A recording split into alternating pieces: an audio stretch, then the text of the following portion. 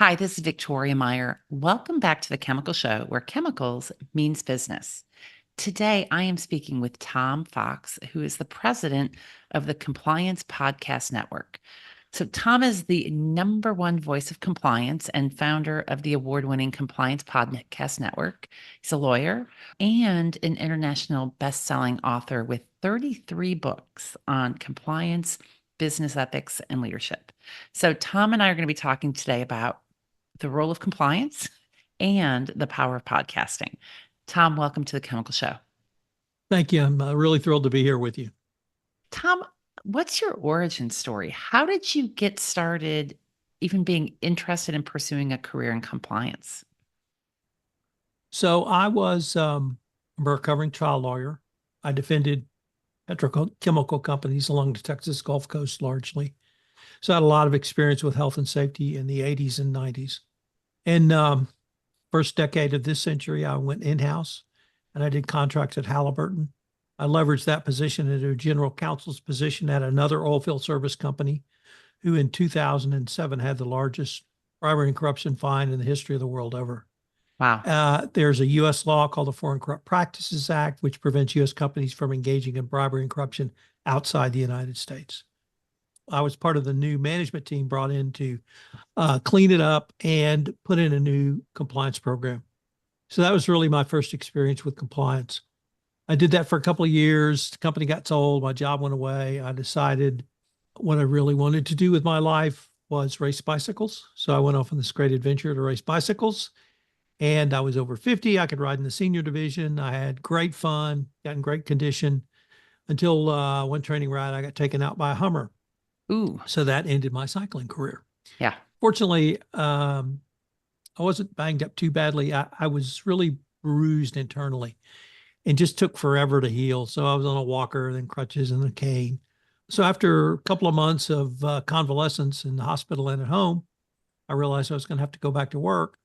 And so I got on my walker and toddled into my office and decided what I really enjoyed was building a compliance program inside of a corporation. And it really tied into my prior life as a trial lawyer in the following manner. Hmm. What I saw in compliance was what I saw in safety in the 90s. Now, that journey of safety being something everybody kind of knew about to number one priority of every company everywhere, that became the same story for compliance. This was 2010. The only time I left the house was to go to physical therapy. So I couldn't meet people. I couldn't have a drink, couldn't have lunch, couldn't go to a conference, couldn't go to a meeting. And so I started exploring social media, which at that point in my life, I knew nothing about. Well, it was also the And very early days of social right. media. So Twitter, LinkedIn, Facebook. And in 6 months, I built a worldwide consulting practice literally out of my house and Cool. way before work from home. So I've been working from home since 2010. That's pretty And that's amazing. how it started. Yeah, that's very cool. And then how did you get into podcasting? So as a lawyer, I'd always written a lot of articles. So blogging was sort of a natural extension and part of my social media marketing outreach. And then podcasting was a natural extension of blogging. And then in 2017, I got this bright idea. Well, let's form a network of compliance podcasters. So there's 3 trade organizations in my world. And so I went to each one of them and said, hey, let's form this consortium and we will be the one-stop shop for all information in the compliance format. It won't take away from what you're already doing. And I could get no interest. Yeah, I was going to say, So, would they buy in at that point? No. so I just said, bleep it, I'll do it myself. Yeah. So I did. And so in 2019, I decided I either had to fully commit or move it back to hobby status and start practicing law full time again. Yeah. For me, that meant compliance. And so I quit practicing law, bought all the cool toys, which you see. I built this huge network, and I mean huge network. And at the end of the year, I'd made about $10,000. And I thought, well, that was an interesting experiment because I have to go back to playing lawyer. Yeah. So I did in 2020 till they shut the country down on March 15th. And what happened was, starting May 15th, I literally got a call from every product provider in the compliance space with which had the same question, which was how long to get access to your network. Because even by then, I had the largest Yeah. social media presence in compliance. And prior to COVID, almost all marketing was done at trade shows, conferences, breakfast roundtables, or that sort of event. Yeah. And of course, that wasn't available. And all that money was just sitting there waiting to be spent. So they spent it on my little network. And because of the work I'd done in 2019, the answer to everyone's question was the same 24 hours, because it literally was just a plug and play Yeah. because of everything I'd done. So my little world blew up. And I have since that time tried to consolidate the explosive growth I had in 2020.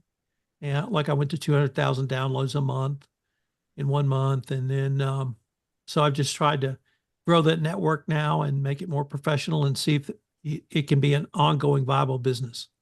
Oh, I love it. I love it. And I am nowhere near as close or as big as you are at this point in time, but absolutely see the role that podcasting plays in building connections, in enabling leaders and companies to tell their stories and reaching people in a much more personal way, in a more impactful way than a lot of the traditional trade media conferences, et cetera, even though post COVID, a lot of those things have come back. All right, so let's talk a little bit about compliance. Um, a- and it sounds like you've done some pretty impressive things through your career, but what's critical about compliance today? So, as I mentioned, I'm a recovering trial lawyer. And in the late 80s and early 90s, there were three massive, and I mean massive, chemical plant explosions in Houston, Harris County, and the Gulf Coast, Yeah. or the Texas Gulf Coast. Huge loss of life, millions of dollars in damage, all leading up to the Exxon Valdez. Mm. And the Exxon really became the leader in safety because Exxon said, this will never happen to us again. Yeah. We are very embarrassed and we are not going to let this happen. And we're going to make safety the number one priority of our company. And guess what? If you want to do business with us, you have to make safety the number one priority. So all of these companies that did business with Exxon had to put safety as number one. Now, many of those, I should say, had gone through these chemical plant explosions. Chevron, used to be Amoco, but it's now BP, uh, and one other one. But they had, huge losses. And Mm. so they changed their safety culture. So what I saw from that was when leadership makes a decision to change something, they can. And when I went in the corporate world, I went with Halliburton, obviously an oilfield service company. And Halliburton had that same ethos. Safety Mm. is number one in our company. Now, it doesn't matter to me whether it was altruistic. It doesn't matter to me if it was a business decision. The result was safety was number one. And, even lawyers opened every meeting with a safety moment. Yeah. And that really drives home safety. Now, you're still going to have incidents. You're still going to have accidents because people are involved. But there was a huge shift in the 90s. That shift didn't start with leadership just saying, we're going to change. They put in safety programs, they put in training programs, they gave employees the ability to raise their hand and speak up. They did monitoring of safety data to make sure that on an ongoing basis, safety was being still taken care of. So, almost all of the things you have to do in compliance are things we had to do in the 90s and first 5 years of this decade around safety. And so I really look to safety. And frankly, compliance is still not as sophisticated as safety is in training. Yeah. Um, and I don't know why we can't get there, but we can't. For me, I had that model in mind and I saw it play out in front of me. In the first decade of this century, compliance was written by lawyers and for lawyers. There were these massive codes of conduct and massive policies and procedures, Really kind of sometimes hundreds of boring. pages. Well, not for a lawyer, Okay. but you couldn't read them if you weren't a lawyer. And so the person who's trying to read it, trying to do the right thing, it was virtually indecipherable. Yeah. So that was sort of the first evolution of compliance, was to move away from strictly a legal um, basis. And then it moved to more business basis, meaning that it had to integrate into the company and not simply be no, Dr. No from the land of no. You had to actually help the business. Well, now the evolution is data and data analytics. Yeah. And what can you move? There are three parts to every compliance program: prevent, detect, and remediate. We've gotten pretty good at detection, but we are still moving towards prevention. And that's what data analytics promises, which is to prevent something from happening, whether it's a safety incident or whether it's a compliance violation before it happens. Yeah. So, what are the trends that you see in compliance today? And in particular, when we think about chemicals and energy and this heavy duty infrastructure that we're working with? I typically focus on safety because in the chemical industry, compliance to me is largely around safety, or HSE, safety, health, and environment. Yeah. A huge part of ESG, and something that every corporation involved in this industry um, literally has to have as part of their corporate governance. I still do contract work for small contractors along the Texas Gulf Coast in the petrochemical space. Yeah. And so these are 30, 50, $150 million companies that are too small to have their own general counsel. And I see in these contracts an increased awareness of compliance because the plant owners are requiring contractors to sign on to very robust compliance programs. Part of it is around, gifts, travel, and entertainment for plant employees. Yeah. Part of it is around conflicts of interest. Part of it is around paying bribes to third parties. Part of it is around making sure everyone has their documents that is hired and works for a company. Part of it is around, of course, drugs and alcohol use. Um, and that's, for safety reasons, obviously. But so I see all of these requirements that the top chemical plants have for themselves being pushed down in these contractual provisions. So literally a $50 million company that does, one thing very well, they have to sign on to and have compliance programs in place for the Chevrons of the world, Mm. or you name the chemical plant. Do you think they understand it? I think to some of the contracts that, even when I was at Shell and Clariant, there were occasionally there would be a provision thrown in, and then somebody'd be like, "Oh yeah, that's great. We can sign that." And then somebody else takes a look at it and be like, "Oh, do you know what you just agreed to?" So do you think there's a clarity of understanding, and how do companies ensure that they understand in order to be able to comply? Well, if they have me as a lawyer, they do, because I know what to look for. Yeah. So I don't focus really on the commercial terms. Mm. Um, I know what the legal terms are. I know what they should say. In the petrochemical industry, one, in contractual negotiations, we're all moving towards the same goal. Doesn't mean we don't represent our client, but everybody wants a contract signed. The plant owner wants a contract signed, and the contractor wants a contract signed. And they're fairly established parameters around compliance, around risk management, Mm. and the legal terms. Now, there's some room for negotiation, certainly. And I guess the easiest would be, are you going to cap your overall liability? If so, what's that cap going to be? Is it going to be the amount of insurance required? Is it going to be something above that? Is it going to be 15 million? Is it going to be 20 million? Because that's a big deal. Because you have unlimited liability, potentially you could lose your company. But so everybody kind of understands what the parameters are, and you can have a tough negotiation and still be fair. And my job is I don't tell clients what to do. I say, here's your risk. You have unlimited liability. If you want to swallow very hard and accept that, that's your call because you're the business owner.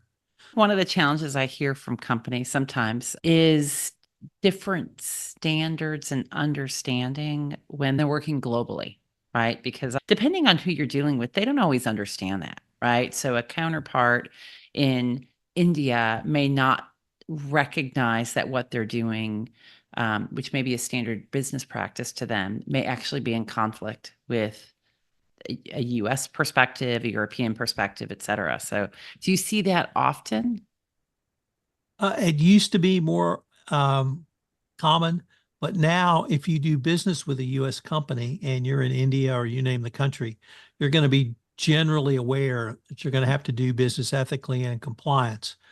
And if you don't, it's up to the company that hires you to give you that training. But most businesses outside the US, they understand that it is a true business differentiator and a business plus for them to do business in compliance with US law, to have had training, and to be able to demonstrate that they can meet the US company's requirements under US law, and it just makes them more marketable as a subcontractor or a business partner. Yeah, makes sense. What about digital? Right. So we're living in the world of digital, the digital age, digital transformation, AI and data analytics, and you referenced data earlier. Um, how are they impacting compliance practices? Would be one thing. And then the second piece is, are there new things to be looking for? And what do companies need to be aware of as they go more digital? The evolution has been fascinating because it started with data and sort of in the last second decade of this century. Yeah. And the DOJ started talking about data and data analytics. And then they got more serious around the time of the pandemic. And then they hired a guy who was a chief compliance officer at a company called AB InBev, which in the US is Budweiser. Yeah. And his company had gone through an enforcement action. And as a result of that, as part of his remediation, he had put together the most sophisticated data analytics program for compliance Hmm. in the US. And the DOJ hired him, and he brought that institutional knowledge to the Department of Justice. So, number one, the DOJ could tell if you had a really adequate data analytics program, but equally importantly, they could tell when you didn't. And so last week, we had a huge release of information from the DOJ on their expectations around compliance. And data was once again a very big part of it. But here was the twist. We've always known you had to have a data analytics program, Hmm. but the DOJ focused on data access, which is different. Hmm. And they said the compliance function has to have access across all data silos within your company. And that means all. And if you don't, you're going to get negatively graded. Hmm. And if you say, well, I didn't have the resources, well, shame on you. You're going to get negatively graded. And that they have elevated the compliance function to having access to the data and then using the data. It used to be sort of a gold standard, then it moved to best practices. Now it's just table stakes. Hmm. So that has been one evolution. Literally, we saw that capstone last week. When it Yeah. comes to AI, obviously we're still sort of in the infancy of that. But in the compliance realm, what the DOJ has said is it's about your data quality. Hmm. What's going into your AI? Are you using Chat GPT, which is everyone's data, or do you have a dedicated uh, AI or generative AI rather for your company with your company's data? How do you determine data quality and data security? The issue I have with Chat GPT, and not really, I don't know if issue is the right word, but if I ask a compliance question and I get an answer, I know if it's right or wrong because I know the answer. The problem is if you don't know the answer and you ask a question, you don't know if you've been given the right answer. Yeah. And so the best example is I think everyone's heard of the lawyers who filed some briefs done by ChatGPT, and it turned out it cited cases which didn't exist. And everyone went, stupid lawyers. And yes, they were. But the greater point is you have to double check the information you're given. And it was Yeah. that lawyer's responsibility to go site check those cases to see if one, they existed, and two, they said what ChatGPT said they did for precedent purposes. So I have asked ChatGPT some pretty detailed questions about risk and risk management, and I've got some pretty good answers back. But I'm confident I know the answers. And if you're a newbie and you put it in, You don't know the answer. So that's the biggest problem right now. Yeah, it's a risk. Well, and even Google is offering up a lot of AI based answers right now. I've seen this myself personally. I forget what I was looking up, and I'm like, that cannot be right. Like I was looking for resources. I was helping with one of my kids with a problem, a school related thing.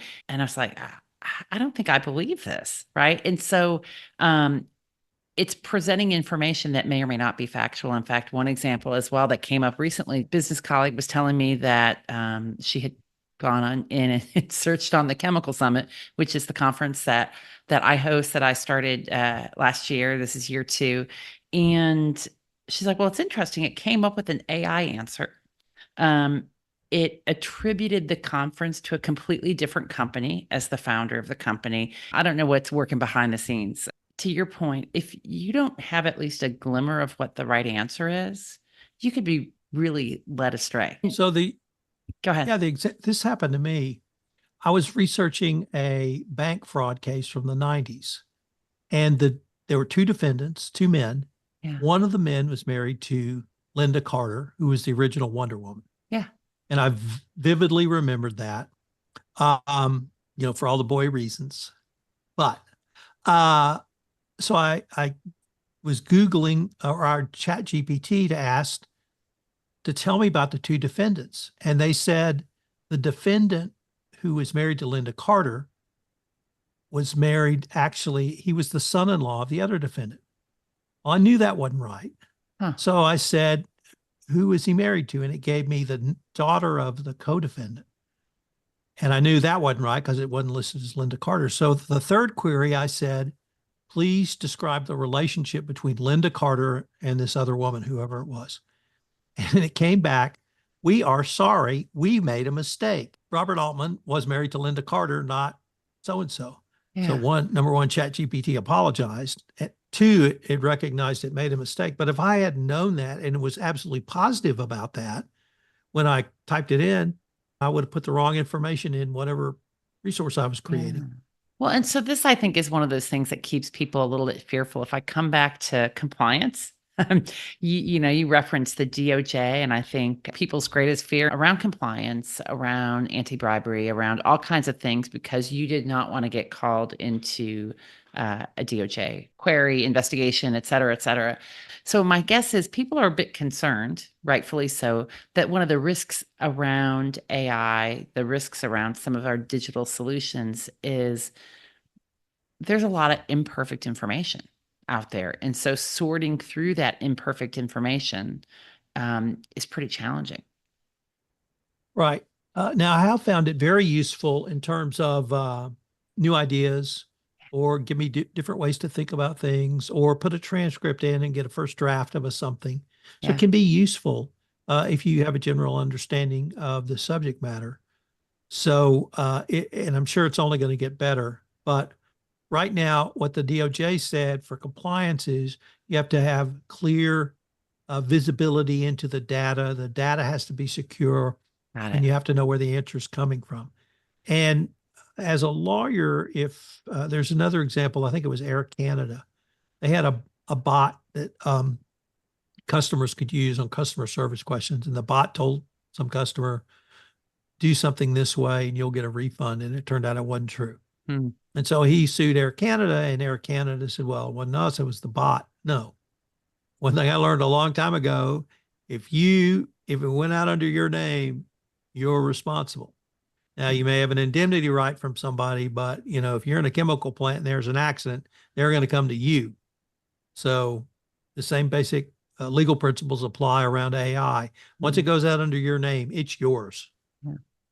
So, what role do leaders play in this? When I think about just, we've touched on a variety of things related to compliance and ethics, I guess ties into this in some ways, whether it be HSE, data analytics, the use of AI. What role do company leaders play in fostering that culture of compliance and really instilling it?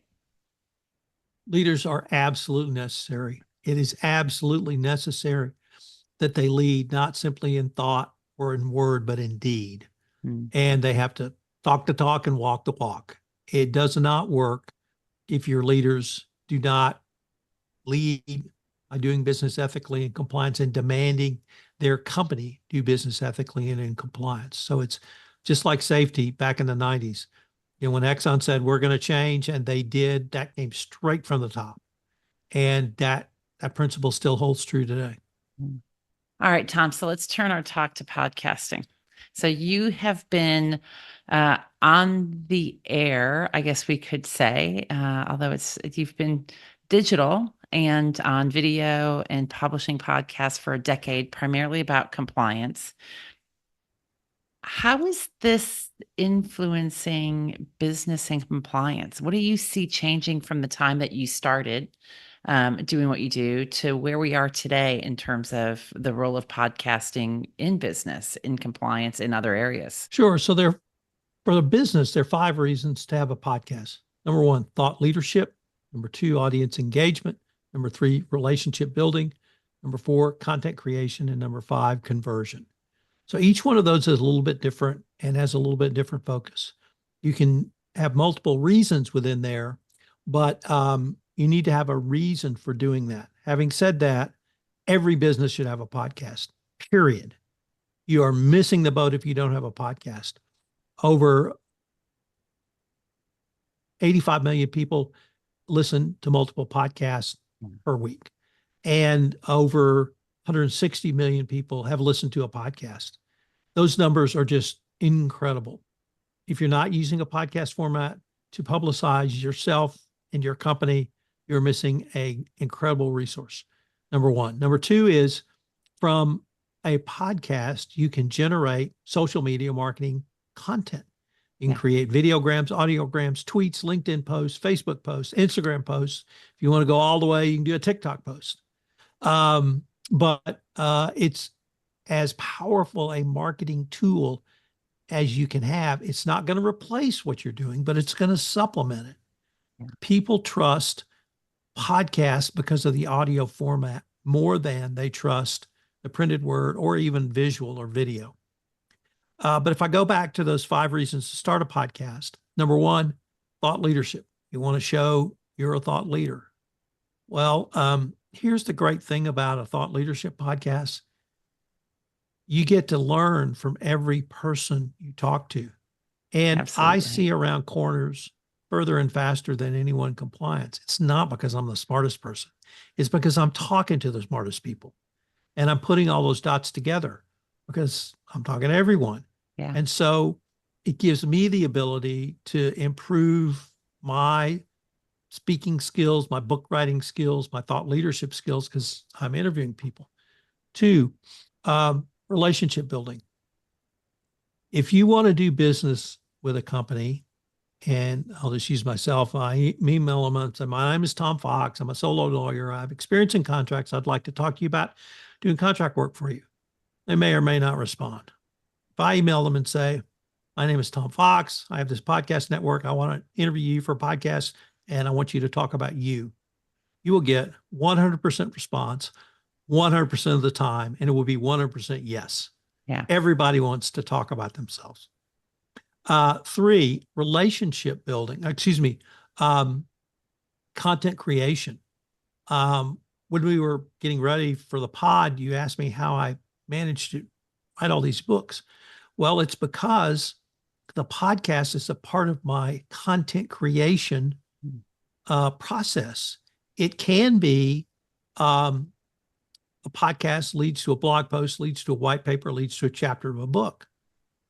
It can be, I wrote, modestly, I would say, the definitive compliance handbook, and I wrote it. And to edit and proofread, I can't just read, I have to read out loud. And it dawned on me that if I'm reading this out loud, that's a podcast. Wow. If I record it. So for a year, every day, I did a podcast based upon a couple of pages I wrote for a book. And I literally had a red pen with me. And every time I saw a mistake, I circled it. I didn't edit while I was recording. I just circled it for later reference. And so that worked for me. You kind of use the flip side of that. Say you want to, my latest book I published this summer, I did a 10-part podcast series on 10 separate things you have to do if you find yourself in an enforcement action. And I used those 10 podcasts to form the basis of 10 separate chapters Wow. for my book. So it's a wide variety of ways there. Conversion is, how do you convert somebody from a top of the funnel listener, engager, going behind your gated website, whatever it may be, to a customer? So that's a different tract as well. And I forgot one in there somewhere. But I'll think of it Well, in a Tom, minute. I've Anyway, got a little bit to learn from you because I do have some books on my horizon.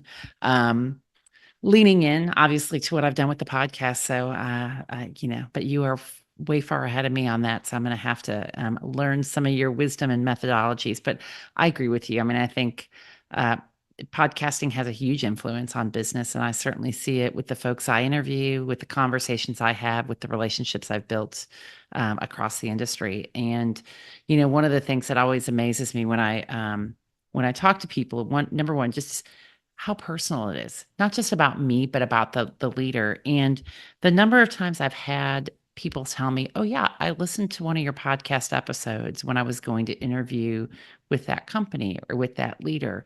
And I understand a lot more because you understand a lot more. Now, I would tell you in the world of compliance, if this falls into a compliance category, there's a lot of leaders that are still concerned about being on a podcast, certainly in the chemical industry, because corporate communications doesn't want it, investor relations is afraid of it. But as you and I talked so about before we got started, this is a friendly conversation. There are no yeah. state secrets. It is not investigative journalism.